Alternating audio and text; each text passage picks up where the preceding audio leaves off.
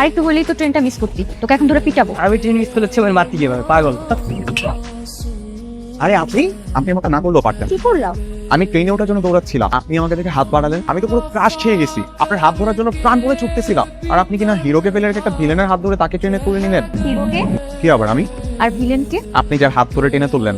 আমার কি মনে হয় জানেন, আমি যার হাত ধরে টেনে তুললাম সে হচ্ছে হিরো আর আপনি হলেন ভিলেন। তখন আমি তাকে তুলতেই হাতটা বাড়িয়েছিলাম আর আপনি ভেবেছেন আপনার জন্য হাতটা বাড়িয়েছি। ট্রেন করার আগে চাকা খেয়ে গেলাম। কি রে সাথী, তুই এখানে কি করছিস? আপনি কি ওর বন্ধু? হ্যাঁ, আপনি কি?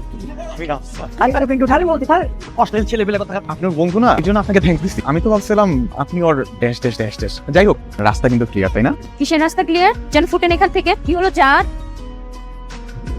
এক্সকিউজ মি, আপনি আবার এখানে কি করতে আসছেন? হ্যাঁ, এটা আমার সিট। এতক্ষণ আমি ভুল করে অন্য কেবিনে বসেছিলাম।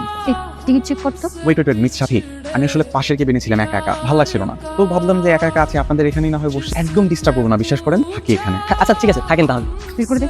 এই বেরোন বলছি, বেরোন। টিকিট নেই আবার থাকতে আসছে, বেরোন।